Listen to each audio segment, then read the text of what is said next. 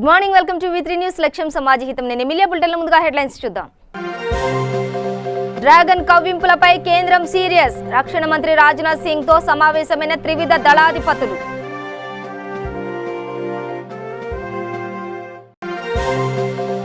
ఇరవై ఒక్క రోజుల్లో కరోనాను జయిస్తామని చెప్పిన మోదీ 60 రోజులవుతున్నా ఎందుకు ముందడుగు వేయలేదన్న రాహుల్.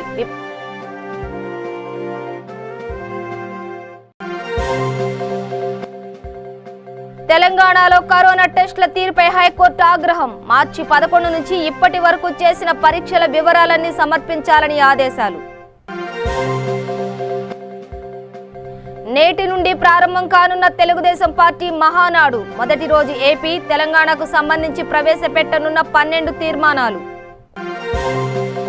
రైతును రాజును చేయడమే ప్రభుత్వ లక్ష్యమన్న ఐటీ మంత్రి కె తారక రామారావు. కృష్ణా నదీ జలాలపై ప్రతిపక్షాలు చేస్తున్న విమర్శలపై కేటీఆర్ ఘాటు సమాధానం. డీటెయిల్స్ చూస్తే రక్షణ మంత్రి Rajnath Singh army, navy, air force చీఫ్లతో పాటు చీఫ్ ఆఫ్ డిఫెన్స్ స్టాఫ్తో సమావేశమయ్యారు. కొద్ది రోజులుగా చైనాతో తలెత్తిన వివాదంపై చర్చించారు. వాస్తవాధీన రేఖ వెంబడి నిర్మాణ పనులు కొనసాగించాలని నిర్ణయించారు. రహదారులు, వంతెనలు, సొరంగాల నిర్మాణాలు కొనసాగించాలని రాజ్నాథ్ సూచించారు. గంటకు పైగా సాగిన సమావేశంలో చైనాతో తలెత్తిన వివాదాలపై లోతుగా చర్చించారు. వాస్తవాధీన రేఖ వెంబడి చైనా బలగాలు కవ్వింపు చర్యలకు దిగుతున్నాయని రావత్ వివరించారు. చైనా సైనిక హెలికాప్టర్లు భారత గగనతలంలోకి దూసుకువచ్చిన ఘటనతో పాటు భారత బలగాలతో చైనా కొట్లాటకు దిగటం వంటి ఘటనలపై చర్చించారు.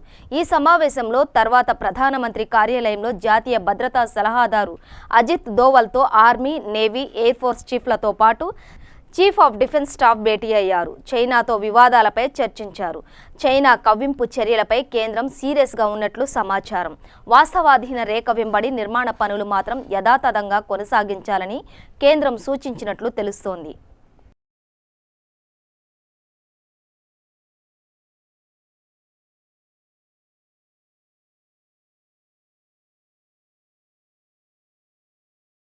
కరోనా మహమ్మారి దేశంలో విలయ తాండవం చేస్తోంది. రోజు రోజుకు కరోనా కేసుల సంఖ్య విపరీతంగా పెరుగుతోంది. ఈ క్రమంలో ప్రధానిపై కాంగ్రెస్ నేత Rahul Gandhi విమర్శనాస్త్రాలు సంధించారు.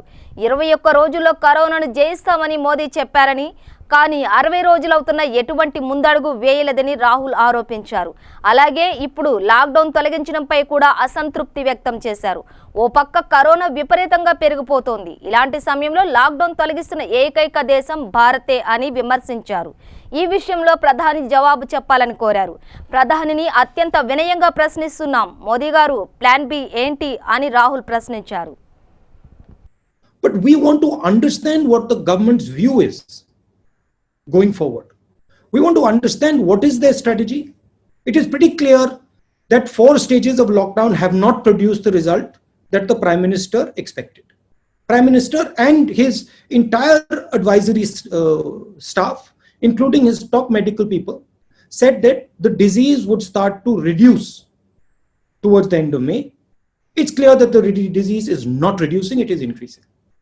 So we, with utmost respect, want to ask the Prime Minister and the government, now that we have a failed lockdown, what is their strategy going forward? What is their strategy as far as opening up India is concerned? What are the precautions that they're going to take to now curb this disease?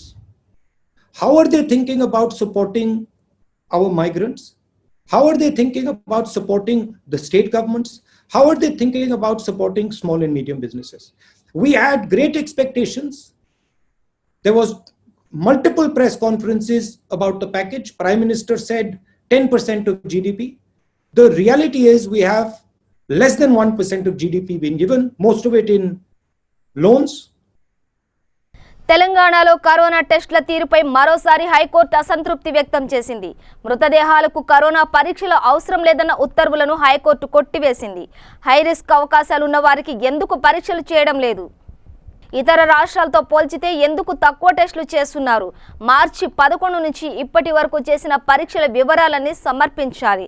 Corona పరీక్షలపై కేంద్రం 2 సార్లు రాసిన లేఖలు సమర్పించాలి.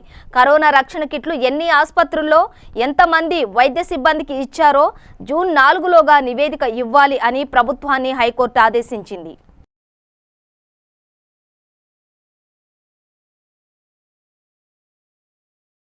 Telugu Desam party Mahanadu నేడు ప్రారంభం కానుంది. 2 రోజుల పాటు ఈ కార్యక్రమం కొనసాగనుంది. లాక్డౌన్ నేపథ్యంలో వెబినార్ ద్వారా ఈసారి మహానాడు నిర్వహించనున్నారు. 2 తెలుగు రాష్ట్రాలకు సంబంధించి సుమారు 15,000 మంది ప్రతినిధులు పాల్గొనే అవకాశం ఉంది. వీరిలో తెలంగాణ నుంచి 5,000 మంది పాల్గొంటారని టీడీపీ ఓ ప్రకటనలో వెల్లడించింది. ఏపీ తెలంగాణకు సంబంధించి మొత్తం 12 తీర్మానాలు ప్రతిపాదించనుండగా తెలంగాణ నుంచి 4 అంశాలపై చర్చించనున్నారు. తొలి రోజు వ్యవసాయం, సాగునీటి ప్రాజెక్టులపై, గురువారం విద్యారంగం, టీఆర్ఎస్ వాగ్దానాలు, వైఫల్యాలపై చర్చించనున్నారు. ఈ రోజు ఉదయం 11 గంటలకు ప్రారంభమయ్యే మహానాడులో టీడీపీ టీఎస్ రాష్ట్ర అధ్యక్షుడు ఎల్ రమణ ఉదయం 11:50 ప్రసంగించనున్నారు.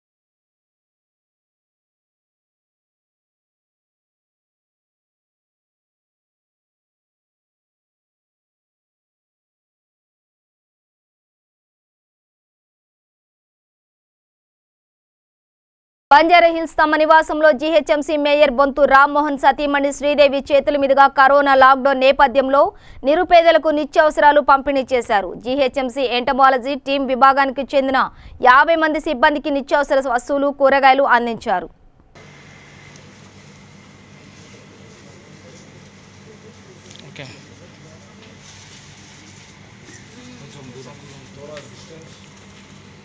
అది కూడా తీసుకోండి, అది కూడా డైరెక్ట్ ఇచ్చేయండి, మేడం చేయబెడతారు. బాబు ఉండండి, ఒక నిమిషం నిలబడండి, ఎక్కడ పోకండి, ఎక్కడ పోకండి, ఉండండి.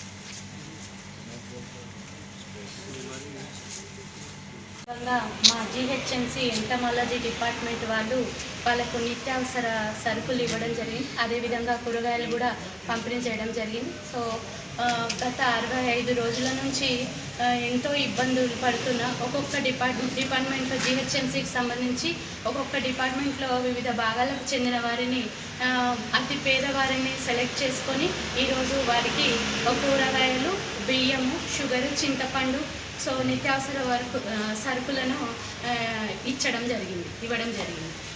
అది ఎవరు ఇచ్చారు? విష్ణు గారు ఈరోజు నిజంగా చెప్పాలంటే వాళ్ళు మన మిత్ర బృందం అంతా విష్ణు జగత్ అనే వాళ్ళు దాతలు. నిజంగా చెప్పాలంటే 65 రోజుల నుంచి శ్రేయోభిలాషుల టీం నుంచి ఈరోజు వాళ్ళు ఈ పంపిణీ కార్యక్రమానికి ఇక్కడే ఉన్నారు వాళ్ళు. సో వాళ్ళిద్దరు కూడా వచ్చి ఈరోజు వాళ్ళకి ఇవ్వాలని ప్రతి వారం కూడా హైదరాబాద్ నలుమూలలో ఉన్న ప్రాంతాలకు తిరుగుతూ ఎవరెవరికి ఏమేమి కావాలని తెలుసుకొని మరి పేద కుటుంబాలను ఎంచుకొని వాళ్ళు ముందరికి వచ్చి శ్రేయోభిలాషులందరికీ కూడా మరొకసారి మా తరఫున ధన్యవాదాలు తెలియజేస్తూ ఉన్నాము. సో ప్రతిరోజు నాట్ ఓన్లీ హైదరాబాద్ డిస్ట్రిక్ట్లలో కూడా వాళ్ళ టీము ముందరికి పోయి వాళ్ళందరికీ కూడా నిత్యావసర సరుకులు అయితేనేముంది, బత్తాయి పండ్లు అయితేనేముంది, చిన్నపిల్లలకు బిస్కెట్స్, పండ్లు అవన్నీ కూడా పంచుతూ ఉన్నారు. సో వారికి మరొకసారి హృదయపూర్వక ధన్యవాదాలు తెలియజేస్తూ ఉన్నాం. లాక్డౌన్ నుంచి ఇప్పటి వరకు వీళ్ళ వల్లనే అందరూ సేఫ్గా ఉన్నారు. అసలు వీళ్ళ మీడియా వల్లనే మనం అందరం సేఫ్ ఉన్నామని చెప్పి నా అభిప్రాయం సార్. ఇది చాలా గ్రేట్ఫుల్ మీ మీడియా వాళ్ళకు, ఇంకా ప్రింట్ మీడియా వాళ్ళకి, వీళ్ళందరికీ చాలా థ్యాంక్ఫుల్ సార్. ఇంకా పోలీస్ డిపార్ట్మెంట్ వాళ్ళకు, జిహెచ్ఎంసీ కార్మికులకు, డాక్టర్స్కి, నర్సులకు, వీళ్ళందరికీ గ్రేట్ఫుల్. ఇంకా అసలు చెప్పాలంటే మన లాక్డౌన్కి కేసీఆర్ సారు నిర్ణయం తీసుకోవడం వల్లే అందరం కలిసి జాగ్రత్త ఉన్నాము. అన్ని స్టేట్ల కంటే మన స్టేట్ మన కేసీఆర్ సార్ వలన మనం అందరం సేఫ్గా ఉన్నాము. చాలా థ్యాంక్ఫుల్. వికారాబాద్ జిల్లా దోమ మండలంలోని స్వేరో ఇంటర్నేషనల్ వారి ఆధ్వర్యంలో లాక్డౌన్లో భాగంగా దోమ మండల ప్రజలకు సేవలు అందించిన ఎస్ఐ సురేష్ని సన్మానించడం జరిగింది. ఈ కార్యక్రమంలో స్వేరో వికారాబాద్ జిల్లా కార్యదర్శి లక్ష్మాపూర్ శ్రీనివాస్, దోమ మండల ఎంఈఓ హరిచందర్, ఎంపీటీసీ రాములు, సురేష్ తదితరులు పాల్గొన్నారు. పురస్కరించుకొని గౌరవనీయులు పెద్దలు ఆర్ఎస్ ప్రవీణ్ కుమార్ సార్ ఆదేశానుసారము కరోనా నియంత్రణలో భాగంగా విశేష కృషి చేసినటువంటి మన డాక్టర్స్కు, అదేవిధంగా పోలీస్ సిబ్బందికి, అదేవిధంగా మన మున్సిపల్ సిబ్బందికి మనం వాళ్ళకు సన్మానం చేయాలని చెప్పి నిర్ణయించడం జరిగింది. ఎందుకంటే పుట్టిన ఎప్పుడైనా కానీ మంచిగా ఒక ర్యాంక్ వచ్చిన వాళ్ళకి చేసేటటువంటి సందర్భంలో చేసినాం.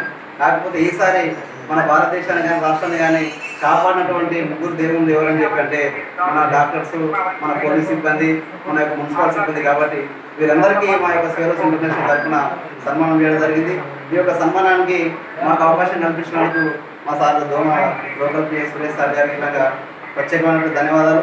ఈ కార్యక్రమంలో పాల్గొన్నటువంటి గౌరవనీయ పెద్దలు హరిచంద్ర సార్ గారు, అదేవిధంగా ప్రధాన కార్యదర్శి ఇంటర్నేషనల్ లక్నపూర్ శ్రీకన్న గారు, పరిమండల అధ్యక్షుడు అనంతన్న గారు, మన ఎంపీటీసీ రామలన్న గారు, మన సురేష్ గారు కార్యక్రమానికి వచ్చినందుకు ప్రతి ఒక్కరికి పేరు కూడా తెలియజేసుకుంటున్నాం. మీరు విధంగా ఇంకా ఇలాంటి ఈ కరోనా అయిపోయినంత వరకు మనందరము ఫిజికల్ డిస్టెన్స్ పాటిస్తూ మనందరం మనం కాపాడుకోవాలని చెప్పి తెలియజేసుకుంటున్నాం. రంగారెడ్డి జిల్లా హయత్నగర్ మండలం పెద్ద అంబర్పేట్ బ్యాంక్ కాలనీలో ఉన్న బొమ్మల తయారీ కంపెనీలో భారీ అగ్ని ప్రమాదం చోటు చేసుకుంది. సమాచారం అందుకున్న ఫైర్ సిబ్బంది మంటలను అదుపులోకి తీసుకువచ్చారు. ఎలాంటి ప్రాణ నష్టం జరగకపోవడంతో స్థానికులు ఊపిరి పీల్చుకున్నారు.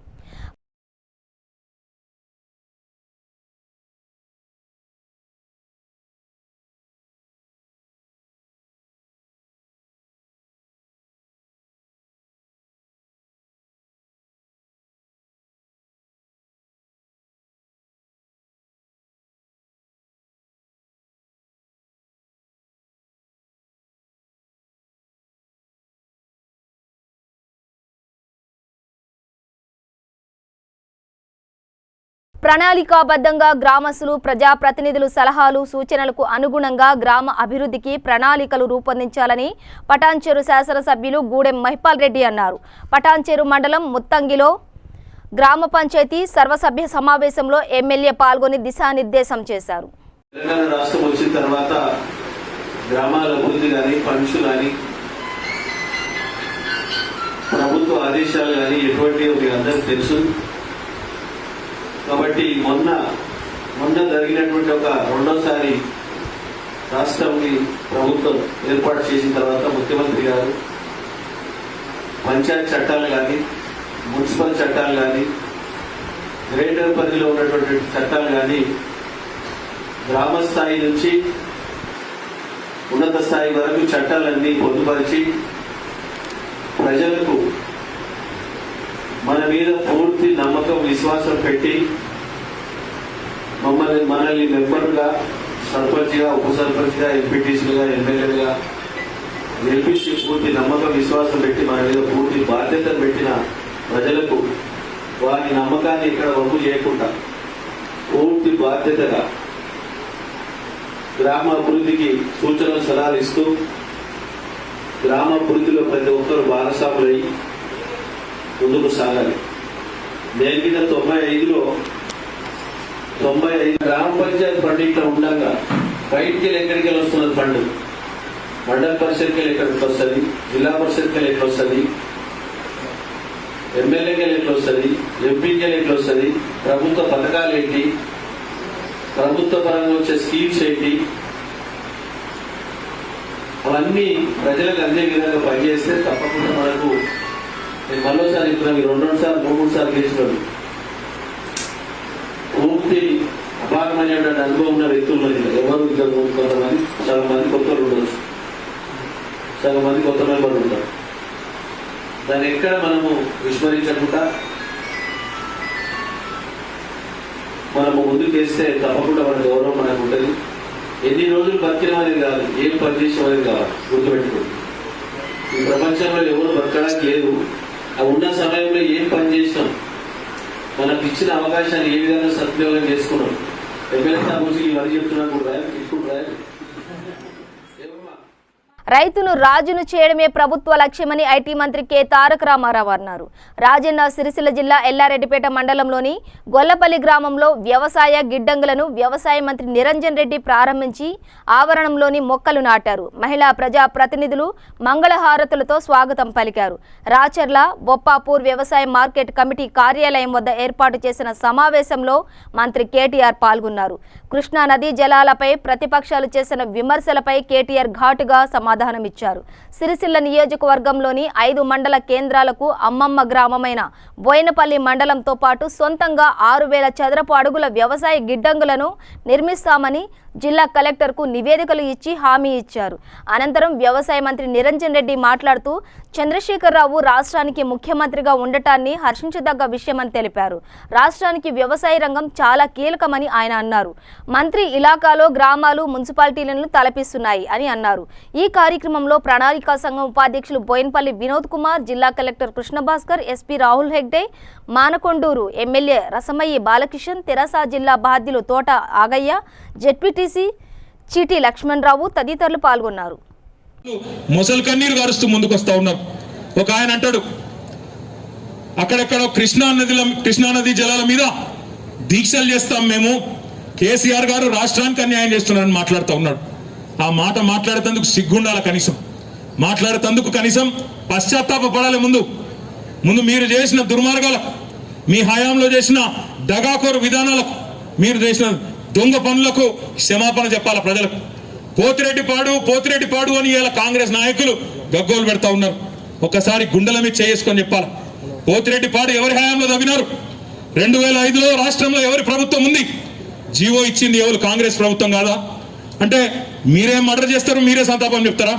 హంతకులే సంతాపాలు చెప్తారా? ఇక మీరే ఆనాడు పోతిరెడ్డిపాడు తవ్వుకొని పోతా ఉంటే, రాయలసీమకు కృష్ణను ఎండబెట్టి, తెలంగాణను ఎండబెట్టి కృష్ణను తీసుకొని పోతా ఉంటే ఆనాడు హారతులు పట్టింది మీరు, జీవోలు ఇచ్చింది మీరు.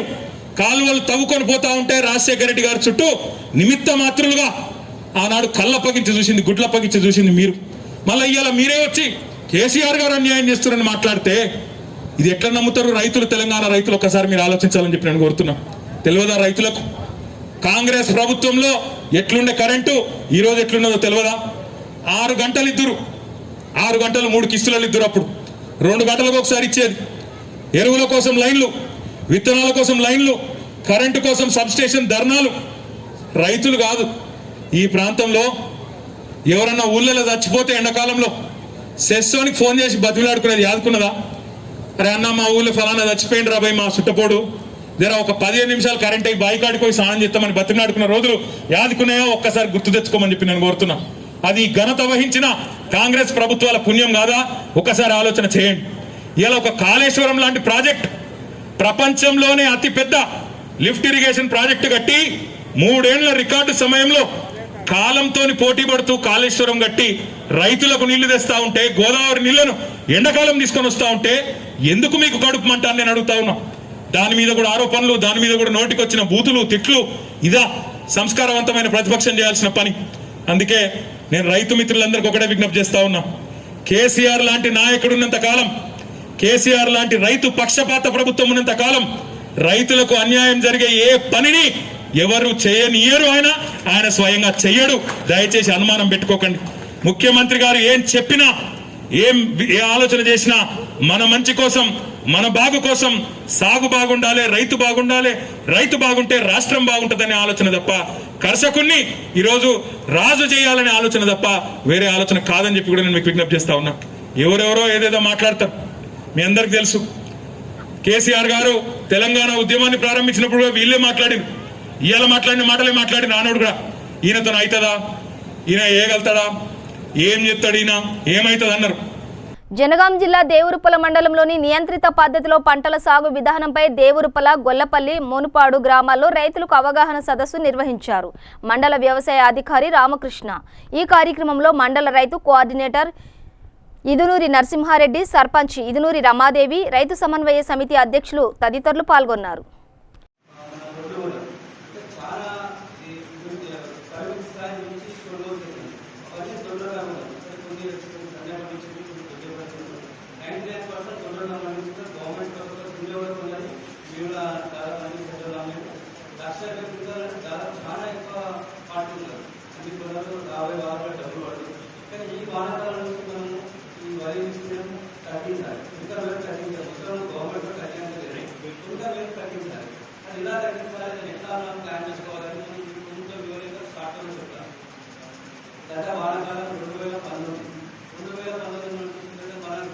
గ్రామంలో 503 ఎకరాలు వరి సాగు చేశారు.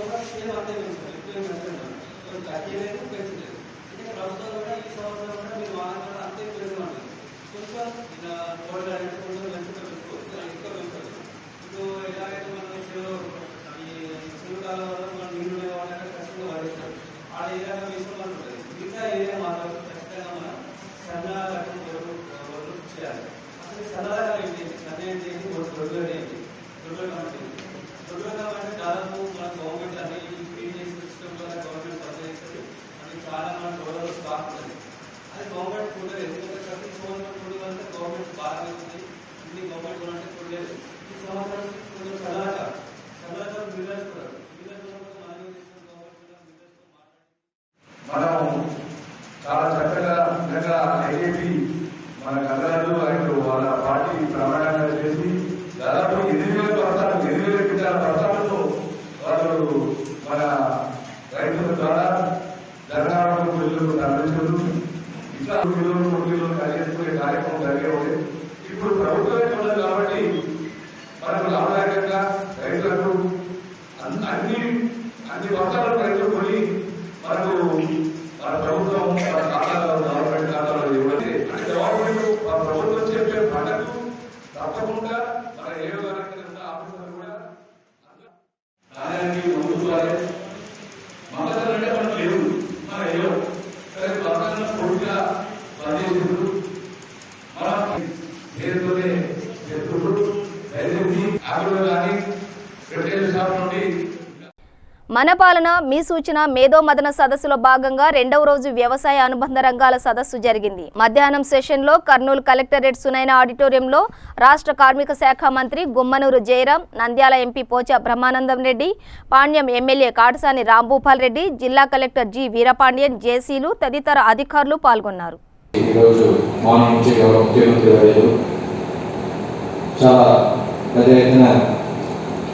మాట్లాడడం జరిగింది, వివరించడం జరిగింది. ప్రభుత్వం రైతుల కోసం వ్యవసాయ రంగంలో చేస్తున్న కార్యక్రమాల గురించి వివరించడం జరిగింది. ఖచ్చితంగా ఈ కార్యక్రమాల వల్ల, పథకాల వల్ల రాబోయే రోజుల్లో వ్యవసాయ రంగంలో ఖచ్చితంగా ఇప్పుడు ఉన్న దానికంటే ఇంకా ఎక్కువ అభివృద్ధి చెందే అవకాశం ఉంటుంది. ముఖ్యంగా ఇప్పుడు మనతో మాట్లాడిన రైతు కూడా మన పోర్ట్రేట్ పార్టీని ఇంకా మొదలు చేసుకోవాల్సిన అవసరం ఉంది, విస్తరించాల్సిన అవసరం ఉంది. దానివల్ల మన కర్నూలు జిల్లాకి చాలా ఉపయోగపడతాయని చెప్పేసి కూడా చెప్పడం జరిగింది. రాయలసీమ డ్రాప్ ఇంటిగ్రేషన్ ప్రోగ్రామ్ కింద ఖచ్చితంగా మన కర్నూలు జిల్లా కూడా చాలా ఉపయోగాలు వచ్చే అవకాశం ఉంటుంది. మళ్ళీ సీఎం గారు చాలా మంచి ఒక మాట చెప్పారు. శ్రీశైలంలో 800 అడుగులోనే మనకు నీళ్ళని తరలించుకునే విధంగా తెలంగాణకి త్వరగా మనం కూడా దాన్ని వాడుకునే విధంగా ప్రణాళిక సిద్ధం చేస్తున్నామని కూడా చెప్పడం జరిగింది. అది కూడా మన కర్నూలు జిల్లాకి ఎంతో ఉపయోగపడే కార్యక్రమం.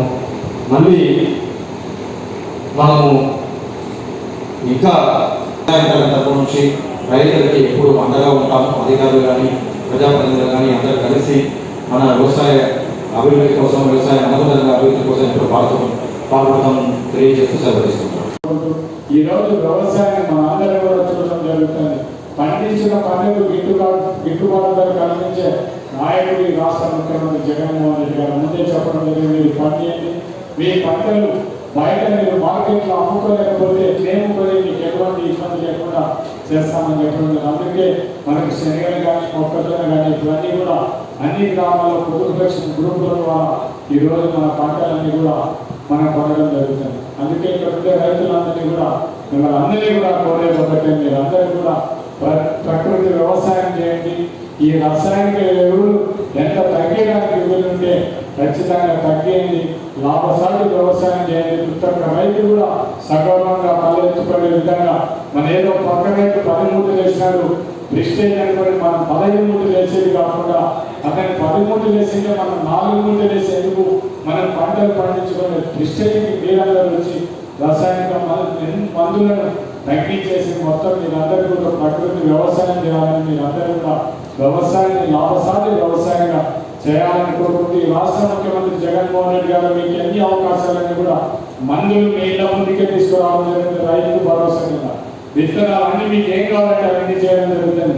కేవలం మీరు వ్యవసాయం చేయాల్సిన ఒకటే, మీరందరూ కష్టపడి వ్యవసాయం చేసి లాభసాటి వ్యవసాయాన్ని మీరందరూ చేయవలసిందిగా కోరుకుంటూ నాకు ఈ అవకాశం ఇచ్చిన మీకందరికీ కూడా నా ఉదయపూర్వక కృతజ్ఞతలు తెలియజేస్తున్నాను. రైతులు ఏ రకంగా ఆదుకోవాలి, దానిలో మొట్టమొదటిసారిగా రైతుకి పెద్దపీట వేసిన నాయకుడు మన ముఖ్యమంత్రి జగన్మోహన్ రెడ్డి గారు 2004 నుంచి 2009 వరకు రైతు రాజుగా బతికాడు. ఆ రోజుల్లో రైతుల్లో ప్రతి ఒక్కరు వర్షాలు బాగా వచ్చి పంటలు పండి ప్రతి రైతుల్లో నేను ఒక రాజు, రైతు కాదు నేను ఒక రాజుగా బతికాడని ఆ రోజుల్లో ఉండేది. చనిపోయిన తర్వాత 5 సంవత్సరాలు నరక యాత్ర పడ్డారు రైతులు. గత తెలుగుదేశం ప్రభుత్వం 5 సంవత్సరాలు వర్షాలే కాదు. భద్రాద్రి కొత్తగూడెం జిల్లాలో వ్యవసాయ అధికారులు సూచించిన పంటలు మాత్రమే రైతులు వేయాలని రాష్ట్ర రవాణా శాఖ మంత్రి పువ్వాడ అజయ్ కుమార్ సూచించారు. వానాకాలం పంటలపై భద్రాద్రి కొత్తగూడెం జిల్లా అధికారులతో కొత్తగూడెం క్లబ్లో సమీక్షా సమావేశం నిర్వహించారు. మంత్రి అజయ్ మాట్లాడుతూ రైతు బంధు వేదికలను ఏర్పాటు చేసి రైతులను చైతన్యం చేయాలన్నారు. జిల్లాలో వరి, పత్తితో పాటు పామాయిల్ పంటలపై అధిక దృష్టి సారించాలని అన్నారు. పొడి సాగు చేసుకుంటున్న రైతుల పట్ల అటవీ అధికారులు దాడులు మానాలని, ముఖ్యమంత్రి ఆదేశాలను సైతం పాటించడం లేదని కొత్తగూడెం ఎమ్మెల్యే వనమ వెంకటేశ్వరరావు మంత్రి అజయ్ దృష్టికి తీసుకొచ్చారు. సమావేశంలో అధికారులు, రైతులు, ప్రజాప్రతినిధులు పాల్గొన్నారు. కూడా నా రఘునాథపాలెం మండలంలో నా దీంట్లో అనౌన్స్ చేశా సార్. ఇక్కడ కూడా భద్రాచలంలో కూడా మా అమ్మగారి ఊరు ఉంది, నర్సాపురం క్లస్టర్లో రైతు బంధు వేదిక నేను నిర్మాణం చేసి పెడతా. ఎమ్మెల్యేలు కూడా దయచేసి ముందుకు రమ్మని కోరుతా ఉన్నాం. రైతు బంధు వేదికకి సంబంధించి మరి ఎవరైనా సరే సొంత డబ్బులతో కానీ లేదా ఇంకోటి కానీ వస్తే వాళ్ళ దాతల పేర్లు, అంటే వాళ్ళ తండ్రి గారి పేరు కానీ లేకపోతే వాళ్ళ ఇంట్లో వాళ్ళ ప్రియమైన వాళ్ళ పేర్లు కానీ ఆ పేర్లు కూడా పెట్టడానికి కూడా ముఖ్యమంత్రి గారు అవకాశం కల్పించారు. నేను మా తాతగారి పేరు మీద నర్సాపురంలో రైతు బంధు వేదికకి సంబంధించి ఒక వేదిక నిర్మాణానికి నా నుంచి సహాయ సహకారాలు తెలియజేస్తా ఉన్నా. అట్లానే మరి ఈ వానాకాలానికి సంబంధించి కూడా సార్ మీకు అపారమైన ఎక్స్పీరియన్స్ ఉంది. మీరు ఇచ్చిన ఏదైతే వానాకాలం ప్లాన్ ఏదైతే ఉందో ఈ వానాకాలం ప్లాన్కి సంబంధించిన దాంట్లో కూడా మరి ప్రధానంగా మనకున్న ఛాలెంజ్ మెయిజ్ సార్. మనకు తెలుసు ఈ మెయిజ్ డెఫినెట్గా మనం డిస్కరేజ్ చేయాల్సిన క్రాప్ మెయిజ్. ఇందులో కొత్తగూడెం జిల్లా ఎక్కువ ఉంది కాబట్టి దీన్ని కంపల్సరీగా మనం డిస్కరేజ్ చేసి ఆల్టర్నేట్ క్రాప్స్లో డెఫినెట్గా ముందుకు పోదాం.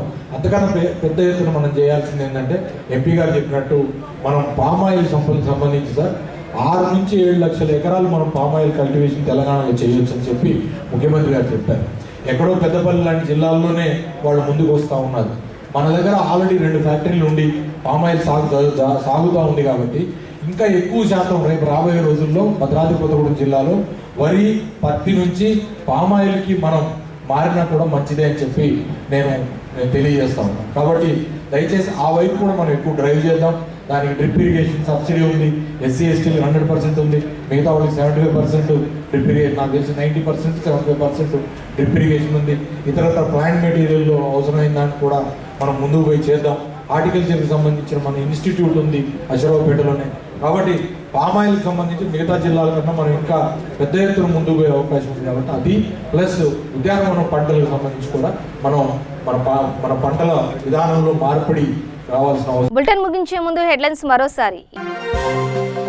డ్రాగన్ కవ్వింపులపై కేంద్రం సీరియస్. రక్షణ మంత్రి రాజ్నాథ్ సింగ్ తో సమావేశమైన త్రివిధ దళాధిపతులు.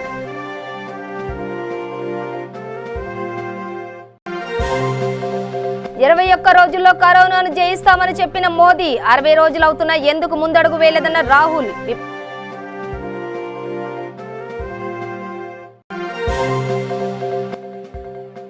తెలంగాణలో కరోనా టెస్టుల తీరుపై హైకోర్టు ఆగ్రహం. మార్చి 11 నుంచి ఇప్పటి వరకు చేసిన పరీక్షల వివరాలన్నీ సమర్పించాలని ఆదేశాలు.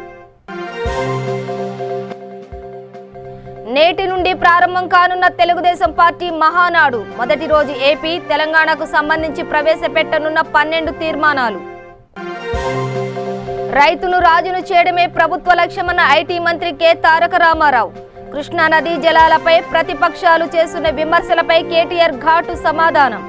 ఇవి బులెటిన్ విశేషాలు. మరింత సమాచారం కోసం చూస్తూనే ఉండండి V3 న్యూస్. లక్ష్యం సమాజ హితం.